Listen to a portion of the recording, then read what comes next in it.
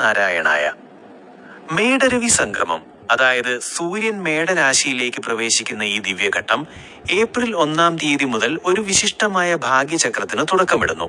ജ്യോതിഷശാസ്ത്രപ്രകാരം സൂര്യൻ ഉച്ചസ്ഥിതിയിൽ പ്രവേശിക്കുന്ന ഈ കാലഘട്ടം ധർമ്മ, അർത്ഥ, കാമ, മോക്ഷഫലങ്ങളെ ശക്തിപ്പെടുത്തുന്ന ഘട്ടമായി കണക്കാക്കപ്പെടുന്നു.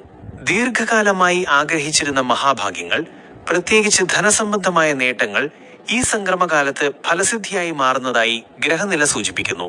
എങ്കിലും ഓരോ ജാതകത്തിന്റെയും ദശാഭുക്തി വ്യത്യാസങ്ങൾ അനുസരിച്ച് ഫലങ്ങളിൽ സ്വൽപ്പം വ്യത്യാസം വരാമെന്നത് ശ്രദ്ധേയമാണ്.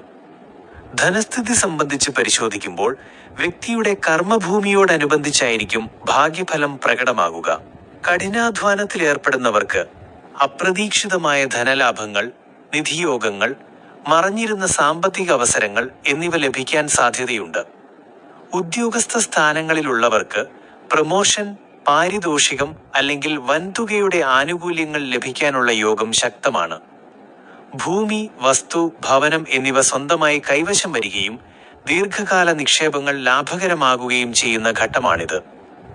ഇതോടൊപ്പം വിഷുദിനങ്ങളായ 15 ഏപ്രിൽ 14 തീയതികളിൽ നടത്തുന്ന ഉദയാസ്തമന പൂജകൾ അതീവ പ്രാധാന്യമർഹിക്കുന്നു.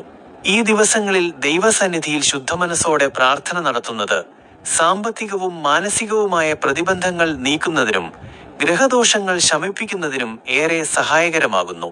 പ്രത്യേകിച്ച് സൂര്യനാരായണനും മഹാവിഷ്ണുവിനും സമർപ്പിക്കുന്ന ആരാധനകൾ ഫലപ്രദമായിരിക്കും. ഇപ്പോൾ ഗ്രഹസ്ഥാനങ്ങൾ അനുകൂലമായിട്ടുള്ള ഭാഗ്യ നക്ഷത്രങ്ങളെ പരിശോധിക്കാം. ആയില്യം നക്ഷത്രജാതകർക്ക് മേടരവി സംഗമം ആരംഭിക്കുന്നതോടുകൂടി അപ്രതീക്ഷിതമായ ധനയോഗങ്ങൾ ഉദിക്കും. ശനി ഭാഗ്യസ്ഥാനത്തെ ദൃഷ്ടിയോടെ കാണുന്നതിനാൽ സാമ്പത്തിക അടിസ്ഥാനം ശക്തമാവുകയും വരുമാന മാർഗങ്ങൾ വിപുലമാവുകയും ചെയ്യും. ഏപ്രിൽ മാസത്തോടൊപ്പം ഓഗസ്റ്റ്, സെപ്റ്റംബർ, ഒക്ടോബർ മാസങ്ങളിലും ധനവൃദ്ധി വ്യക്തമായി അനുഭവപ്പെടും. മുൻകാലത്തുണ്ടായിരുന്ന സാമ്പത്തിക അസ്വസ്ഥതകൾ മാറി സ്ഥിരതയിലേക്കുള്ള യാത്ര ആരംഭിക്കുന്ന ഘട്ടമാണിത്. ചോതി നക്ഷത്ര ജാതകർക്ക് കഴിഞ്ഞ 3 വർഷമായി അനുഭവിച്ചിരുന്ന അമിത ചെലവുകളും കടബാധ്യതകളും ശമിക്കുന്ന സമയമാണിത്. വ്യയസ്ഥാനത്തിലെ ഗ്രഹബാധ കുറയുകയും ധനാഗമന മാർഗങ്ങൾ തുറക്കപ്പെടുകയും ചെയ്യുന്നു. ഇതിലൂടെ വരുമാനം വർദ്ധിക്കുകയും സാമ്പത്തിക നിയന്ത്രണം കൈവരിക്കുകയും ചെയ്യും. ബാങ്ക് വായ്പകൾ തീർക്കാനും സാമ്പത്തിക ഭാരം കുറയ്ക്കാനും അനുയോജ്യമായ ഘട്ടമാണിത്. നറുക്കെടുപ്പ്, ഭാഗ്യപരീക്ഷണങ്ങൾ എന്നിവയിൽ വിജയം ലഭിക്കാനുള്ള സാധ്യത കാണുന്നുണ്ടെങ്കിലും ആരോഗ്യപരമായ കാര്യങ്ങളിൽ, പ്രത്യേകിച്ച് മഴക്കാലത്ത്, ജാഗ്രത അനിവാര്യമാണ്.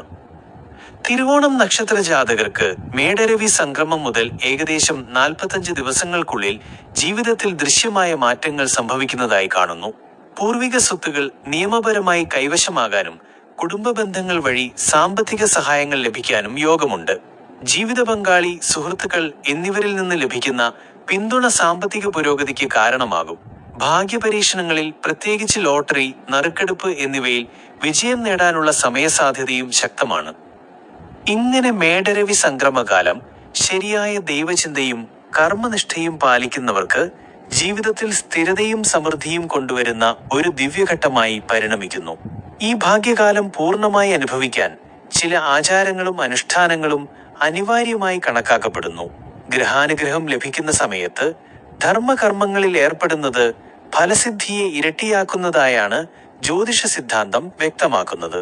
പ്രത്യേകിച്ച് പ്രഭാത സമയങ്ങളിൽ സൂര്യനാരായണന് അർഘ്യം സമർപ്പിക്കുകയും ആദിത്യ ഹൃദയം അല്ലെങ്കിൽ ഗായത്രി മന്ത്രം ജപിക്കുകയും ചെയ്യുന്നത് ആത്മബലം വർദ്ധിപ്പിക്കുകയും ധനയോഗങ്ങളെ സ്ഥിരപ്പെടുത്തുകയും ചെയ്യും. ഈ കാലയളവിൽ ദാനധർമ്മങ്ങൾക്കും വലിയ പ്രാധാന്യമുണ്ട്. അന്നദാനം, വസ്ത്രദാനം, ദക്ഷിണാദാനം എന്നിവയിൽ പങ്കാളികളാകുന്നത് ശനിദോഷ ശമനത്തിനും അനായാസ ധനലാഭത്തിനും വഴിതെളിക്കും. പ്രത്യേകിച്ച് ശനിയാഴ്ചകളിൽ ദരിദ്രർക്കും ആവശ്യക്കാരായവർക്കും സഹായം നൽകുന്നത് ഭാഗ്യചക്രത്തെ കൂടുതൽ ശക്തിപ്പെടുത്തും. അതുപോലെ വിഷുദിനങ്ങളിൽ വീട്ടിൽ വിഷുക്കണി ഒരുക്കുകയും ദൈവദർശനം നടത്തി ദിവസാരംഭം നടത്തുകയും ചെയ്യുന്നത് വർഷം മുഴുവൻ ഐശ്വര്യസമ്പുഷ്ടമായ ഫലങ്ങൾ നൽകുന്ന ഒരു പ്രാചീന ആചാരമാണ്. ഉദയസമയത്ത് കണ്ണു തുറന്ന് ആദ്യം കാണുന്നത് സമൃദ്ധിയുടെ പ്രതീകങ്ങളായ കണിയാണ് എങ്കിൽ മനസ്സിലും ജീവിതത്തിലും പോസിറ്റീവ് ഊർജം നിറയും എന്നത് അനുഭവസിദ്ധമായ സത്യമാണ്. എന്നാൽ ഈ ഭാഗ്യകാലത്ത് ചില നിർദ്ദേശങ്ങളും പാലിക്കേണ്ടതാണ്. അനാവശ്യ ചെലവുകൾ, അതിരുകടന്ന ആഗ്രഹങ്ങൾ, അനീതിയായ മാർഗങ്ങൾ എന്നിവ ഒഴിവാക്കേണ്ടതാണ്. ഗ്രഹാനുകൂല്യം ലഭിച്ചാലും ധാർമ്മികത വിട്ടുപോയാൽ ഫലസിദ്ധിയിൽ തടസ്സങ്ങളുണ്ടാകാം. അതുകൊണ്ട് സത്യനിഷ്ഠയും നിയന്ത്രിത ജീവിതശൈലിയും അനിവാര്യമാണ്. കുടുംബ ബന്ധങ്ങളിൽ ഐക്യം നിലനിർത്തുന്നതും ഈ സമയത്ത് പ്രധാനമാണ്. വീട്ടിൽ സമാധാനം നിലനിൽക്കുമ്പോഴാണ് ലക്ഷ്മി കടാക്ഷം സ്ഥിരത നേടുന്നത്. മുതിർന്നവരുടെ അനുഗ്രഹം തേടുകയും ദേവാലയ ദർശനം പതിവാക്കുകയും ചെയ്യുന്നത് ജീവിതത്തിൽ കൂടുതൽ ഉന്നതിയിലേക്ക് നയിക്കും. ഗ്രഹചക്രങ്ങളുടെ സൂക്ഷ്മഗതികളെ നിരീക്ഷിക്കുമ്പോൾ ഈ മേടരവി സംക്രമഘട്ടത്തിൽ ധനസ്ഥാന ഭാഗ്യസ്ഥാന സജീവത വളരെ വ്യക്തമായി പ്രകടമാകുന്നതായി ദർശിക്കുന്നു. ഗുരുഗ്രഹത്തിന്റെ അനുഗ്രഹ ദൃഷ്ടി ലഭിക്കുന്നവർക്ക് അദൃശ്യ ലാഭങ്ങൾ എന്ന് വിളിക്കപ്പെടുന്ന പ്രതീക്ഷിക്കാത്ത വഴികളിലൂടെ ധനസമ്പാദനം സംഭവിക്കുന്ന യോഗം ശക്തമാകുന്നു. ഇത് സാധാരണ ഭാഗ്യം മാത്രമല്ല, പൂർവജന്മ സുകൃതഫലങ്ങളുടെ ഉണർവാണ് എന്നു ജ്യോതിഷ സിദ്ധാന്തം നിർണയിക്കുന്നു. ശനി ദൃഷ്ടി അനുകൂലമായി നിലകൊള്ളുന്ന ഈ ഘട്ടത്തിൽ വിലംബിത ഫലസിദ്ധി എന്ന പ്രമാണം പ്രവർത്തനക്ഷമമാകുന്നു. അതായത് കാലങ്ങളായി പ്രതീക്ഷിച്ചിരുന്ന കാര്യങ്ങൾ വൈകിയെങ്കിലും ഉറപ്പോടെ സഫലമാകുന്ന ഘട്ടം. അതിനാൽ ഈ സമയത്തെടുത്ത തീരുമാനങ്ങൾ അത്യന്തം സൂക്ഷ്മബുദ്ധിയോടും ധർമ്മബോധത്തോടും കൂടിയവയായിരിക്കണം. ഇവിടെ ശ്രദ്ധിക്കേണ്ട ഒരു ഗൂഢതത്വം രാഹു-കേതു സ്വഭാവമാണ്. ഇവയുടെ ചലനമനുസരിച്ച് ചിലർക്ക് അപ്രതീക്ഷിതമായ ഉയർച്ചകൾ സംഭവിക്കുമ്പോൾ ഒരുപക്ഷെ അതേ വേഗത്തിൽ പരീക്ഷണങ്ങളും വരാം. അതിനാൽ അഹങ്കാരം എന്ന സൂക്ഷ്മദോഷം നിയന്ത്രിച്ചില്ലെങ്കിൽ ലഭിച്ച ഭാഗ്യത്തിൽ സ്ഥിരതയുണ്ടാകില്ല. ജ്യോതിഷശാസ്ത്രത്തിൽ ഇത് ലാഭസ്ഥാനം ക്ഷയിപ്പിക്കുന്ന മാനസികാവസ്ഥ എന്നറിയപ്പെടുന്നു. ഈ ഘട്ടത്തിൽ നിർബന്ധമായും അനുഷ്ഠിക്കേണ്ട ഒരു പരമപ്രധാന കർമ്മം വിഷ്ണുസ്മരണമാണ്. പ്രത്യേകിച്ച് ഓം നമോ നാരായണായ എന്ന അഷ്ടാക്ഷര മന്ത്രം നിത്യം ജപിക്കുന്നത് ചഞ്ചലമായ ഗ്രഹഫലങ്ങളെ സ്ഥിരതയിലേക്ക് കൊണ്ടുവരുന്ന ശക്തിയുള്ളതാണ്. കൂടാതെ ശിവാരാധനയും നിർവഹിക്കേണ്ടതാണ്. കാരണം ശനി, രാഹു തുടങ്ങിയ ഗ്രഹങ്ങളുടെ ദോഷശമനം മഹാദേവാനുഗ്രഹത്താലാണ് സാധ്യമാകുന്നത്. സന്ധ്യാസമയങ്ങളിൽ ദീപം തെളിയിച്ച് ദീപജ്യോതിർ പരബ്രഹ്മ എന്ന ധ്യാനത്തോടെ പ്രാർത്ഥന നടത്തുന്നത് ഗൃഹത്തിൽ ലക്ഷ്മി സാന്നിധ്യം ഉറപ്പാക്കുന്ന ഒരു ശാസ്ത്രീയ രീതിയാണ്. ഇത് ഒരു ആചാരം മാത്രമല്ല, ഊർജ സഞ്ചാരത്തെ ശുദ്ധീകരിക്കുന്ന ഒരു ആത്മീയ പ്രക്രിയയാണ്. അതുപോലെ ഈ ഭാഗ്യകാലത്ത് ലഭിക്കുന്ന അവസരങ്ങളെ തിരിച്ചറിയാനുള്ള ബുദ്ധി അത്യന്തം പ്രധാനമാണ്. ജ്യോതിഷത്തിൽ ഇത് ബുദ്ധികർമ്മ സമന്വയം എന്ന് പറയുന്നു. ഗ്രഹങ്ങൾ വഴിയൊരുക്കും, എന്നാൽ അതിലൂടെ നടന്ന് ഫലം കൈവരിക്കുന്നത് വ്യക്തിയുടെ കർമ്മനിഷ്ഠയിലൂടെയാണ്. ഭാഗ്യം ഉദിക്കുന്നു എന്നത് ഒരു തുടക്കമാണ്. സ്ഥിരത നേടുന്നത് ധർമാനുഷ്ഠാനത്തിലൂടെയാണ്. ഈ മേടരവി സംക്രമകാലം ശരിയായ പ്രാർത്ഥനയും ശുദ്ധമായ ചിന്തയും നിയന്ത്രിത പ്രവൃത്തിയുമുള്ളവർക്ക് ജീവിതത്തിൽ ഒരു നവോത്ഥാന ഘട്ടമായി മാറും. മേടരവി സംക്രമം ആരംഭിക്കുന്ന ഈ ഘട്ടത്തിൽ സൂര്യൻ ഉച്ചസ്ഥിതിയിൽ നിലകൊള്ളുന്നതിനാൽ ആരംഭശക്തി വളരെ കൂടുതലായിരിക്കും. അതായത് ഈ സമയത്ത് ആരംഭിക്കുന്ന കാര്യങ്ങൾ, പ്രത്യേകിച്ച് സാമ്പത്തിക പദ്ധതികൾ, നിക്ഷേപങ്ങൾ, പുതിയ ജോലികൾ, ഇവയ്ക്ക് ദീർഘകാല ഫലസിദ്ധി ലഭിക്കാനുള്ള സാധ്യത കൂടുതലാണ്. ആലോചിച്ചു തുടങ്ങുന്ന ഓരോ കാര്യവും ഭാവിയിൽ വലിയ നേട്ടമായി മാറാൻ സാധ്യതയുണ്ട്. ആയില്യം, ചോതി, തിരുവോണം നക്ഷത്രക്കാർ പ്രത്യേകിച്ചൊരു കാര്യം ശ്രദ്ധിക്കണം.